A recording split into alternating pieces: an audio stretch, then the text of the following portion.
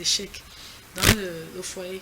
Des fois, tu sais que tu n'as pas assez de moyens, mais quand tu vois le genre de femme qui est devant toi, tu peux savoir si tu pourras ou tu ne pourras pas. C'est une femme qui aime les grandes garde-robes. Elle aime porter les sacs de grand prix. Mais tu es maçon, tu es menuisier, tu peux chercher quoi là-bas? C'est un truc que ne sois pas surpris. Après, il y a ce qu'on appelle le contentement. Les femmes doivent comprendre que quand on entre dans le foyer, il y a les hauts et les bas. Et c'est même là qu'on connaît la vraie sage, la vraie femme sage qui bâtit sa maison. Que même quand son mari passe, il y a des périodes difficiles, elle se contente de ce qu'ils ont et elle couvre les misères. Pas que celle-là qui commence à lui dire que regarde comment les voisins vivent là-bas, regarde ce qui se passe chez le voisin, comment eux ils sont bien. Et c'est là-bas qu'elle peut rester. Et c'est là-bas qu'elle peut rester au point où elle s'en fout même quand son mari rentre à la maison, de venir suivre son mari, rester auprès de son mari. C'est des femmes envieuses. Moi, si je suis ta voisine, même moi-même ta voisine, je ne t'accepte pas comme amie. Je te fais partie. Donc voilà autre chose aussi que je voudrais ajouter. Ok, ce que je voulais dire, il faut être prêt. Savons tout ce qu'il faut pour qu'elle soit propre. Quand tu exiges qu'elle soit propre. Et j'étais en train de dire qu'il y a autre chose, ce problème de tribu. Et ça se passe souvent au début. Des fois, les femmes veulent l'argent de l'homme. Quand tu vois l'homme, il est beau et c'est son argent qui t'intéresse, mais tout ce qui concerne sa tribu ne t'intéresse pas. Tu ne cherches pas à savoir ce qu'on prépare là-bas, ce que les mères de là-bas et tout. Et beaucoup ont ce problème, dès qu'ils se marient, il a la peine à manger la nourriture de chez lui.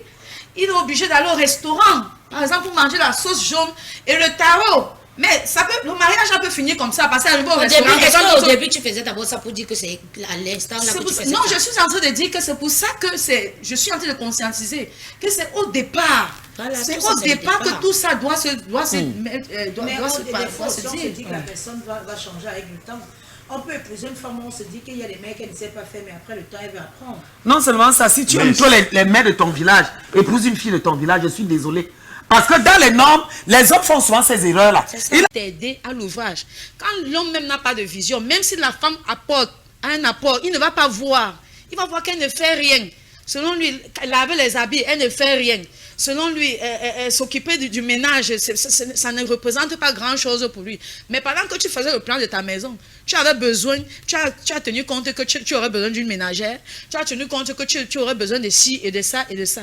Donc, quand l'homme lui-même n'a pas la vision, il ne connaît pas là où le mariage est en train d'aller, il va mettre la femme dans la confusion parce qu'elle-même, elle ne connaîtra pas exactement ce qu'elle doit faire, quel est son rôle. Et ça va créer des problèmes, ça va créer des tensions.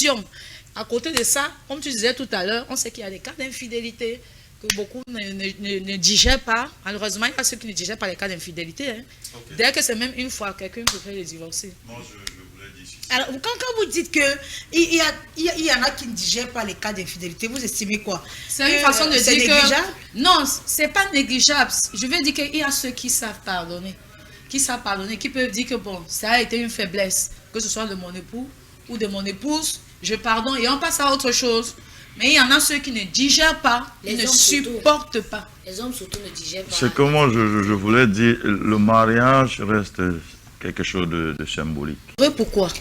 On n'aime plus cette personne, pourquoi? Qu'on a aimé au départ. L'amour fini.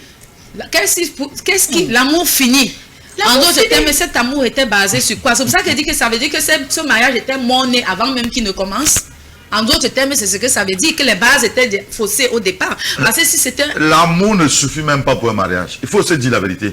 L'amour ne suffit pas pour un mariage. Si ce n'est que l'amour, à un moment de la vie, ta femme sera comme ta soeur. Ça va finir. L'amour ne suffit pas pour un mariage. Il faut être responsable. Il faut assumer ses responsabilités. Il y a un moment où vous allez vous aimer à un certain âge. Ce n'est plus l'amour. Ce n'est plus l'amour. L'amour ne suffit pas pour construire un foyer.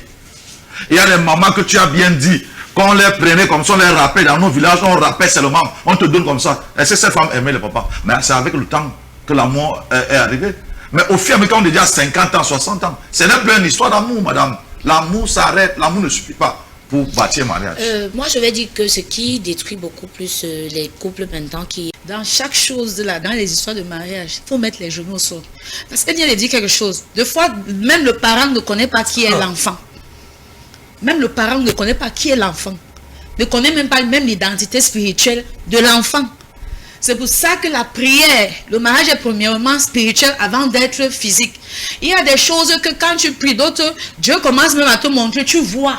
Mais comme le mariage a tout pris, comme de nos jours, on dit que quand tu atteins un certain âge, 40 ans, ce n'est plus bien. C'est un péché. Tu te conformes à tout ce que les gens parlent, disent dans ta famille. Tu es encore ici, là. Oh, tu n'es pas encore marié. Tu ne parles pas à ce moment-là parce que tu peux être une aide. Tu ne parles pas à ce moment-là parce que tu peux aider l'homme dans la vision. Mais tu parles parce que le mariage, c'est une fin en soi. Tu veux aussi quitter la maison familiale. Tu pars. Malgré tout ce que tu vois, tu fermes les yeux. Tu n'es même pas encore entré. Quelqu'un te gifle déjà. Il y a quoi? Tu vois ça avant. Ce n'est pas là-bas qu'il a commencé à te gifler. Si tu as commencé à subir ça avant que tu n'entres là-bas. Donc, certaines voient ces réalités-là. Et c'est pour ça que moi, j'apprécie ceux qui arrêtent, qui rompent avant de s'engager. Il faut bien s'étudier avant d'entrer. Moi, je connais une, elle allait voir, il y a un gars qui a dit qu'il veut l'épouser, et dans la famille du gars, il y a les antécédents de famille. Il y a une famille où les gens ont les folies, les pics de folie. Elle a rencontré le gars lui a caché qu'il devient souvent fou, après il redevient normal. Même les parents du gars ont caché à la fille que le gars fait souvent les crises de folie. C'est les voisins qui sont venus souffler la fille que là où tu es en train d'entrer là-bas dans la famille là, est-ce que tu sais ce qui se passe? Il fait souvent les crises de folie. Et elle est restée tranquille. Et un jour, le gars a fait les crises de folie. C'est comme ça que tu penses qu'elle devait continuer comment avec lui. Ça ne pouvait plus continuer. Donc je préfère même qu'avant que tu n'entres là-bas, que le vrai visage de quelqu'un ne se fasse voir. Et les femmes, quand on n'est pas encore entré, n'ayez pas les yeux fermés.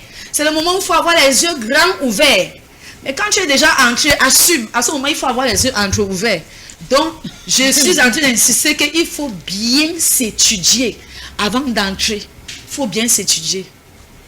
Alors, s'étudier, je vais revenir sur une comparaison peut-être banale, mais qui a tout son sens. À l'époque de nos mères, on ne s'étudiait pas. C'est-à-dire que... ça parle déjà de la culture. Je préfère commencer par là.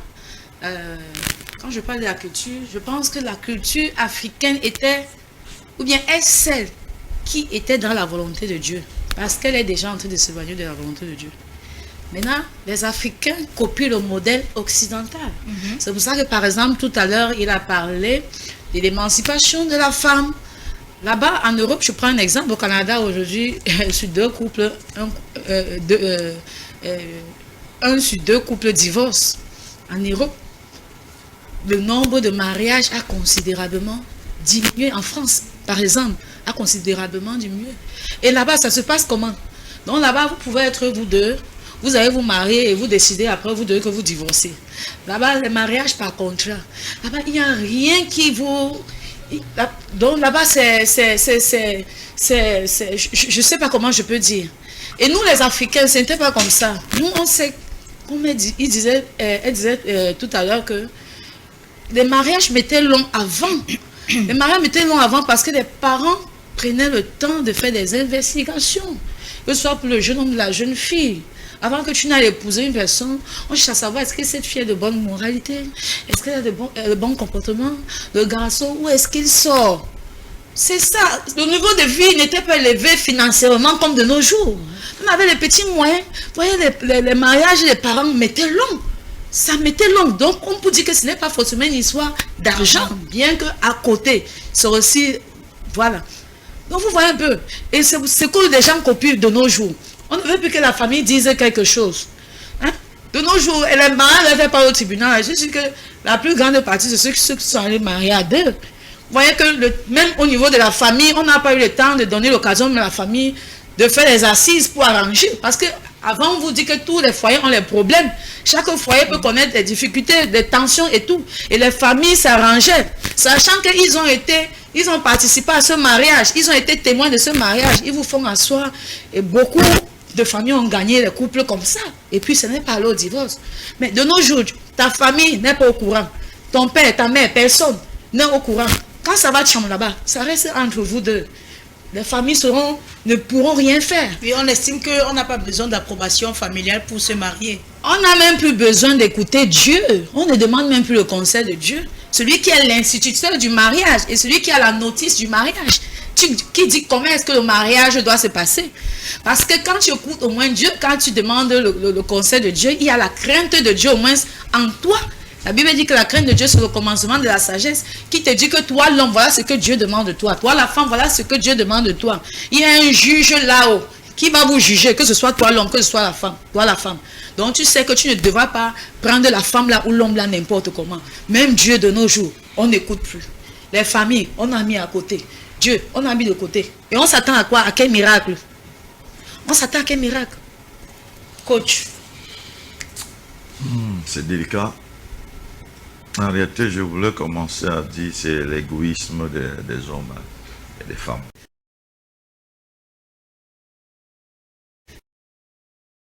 Donc, je dirais déjà que la Bible refuse ça. Même dessiner la fleur là, c'est une profanation du temple de Dieu. C'est la Bible dit que notre corps est le temple du Saint-Esprit. Alors, ce n'est pas fait pour qu'on aille faire ce genre de choses. Déjà, quand on fait ça, vous voyez que pour tatouer, il y a le sang parce que les instruments qu'ils utilisent là, il y a le sang apparemment qui sort au fur et à mesure. Tu peux contracter une maladie, comme elle a dit déjà premièrement. Et on met ça, il y a des... Elle parle de fleuve, d'autres font des serpents, tu vois un serpent, soit le dragon que quelqu'un a décidé. Ou la sirène. Ou la sirène. Tu es en train d'appeler un esprit. Certains font ça comme alliance. Tu comprends un peu, non? Certains traitent avec des alliances et ont des alliances avec certains esprits. Et quand ils font ça sur eux, pour eux, c'est une façon de dire que eux, c'est tout ce qu'ils ont dessiné là. Ils font un. Parce que d'autres font ça par ignorance. Toi, tu vas faire ça par ignorance, mais tu ne sais pas que tu es en train d'ouvrir une porte dans ta vie qui va te nuire. Mais justement, elle mettait le nom de son gars sur elle parce que son gars et elle, à cette époque-là, les deux faisaient un. Oui, les deux faisaient un, justement. Et mon cœur était son cœur était mon cœur. Tu vois une personne qui dort, elle dit qu'elle voit le serpent chaque jour. Non, c'est le serpent que tu as dessiné sur toi là. Tu vois le dragon, tu vois ce que tu as dessiné sur toi, c'est toi qui a ouvert la porte. Alors je déconseille ça totalement. Je pense que beaucoup le font par ignorance, mais ce n'est pas bien. Coach. Vous savez, averti, quand on n'est pas averti, quand on est ignorant et quand on manque d'éducation,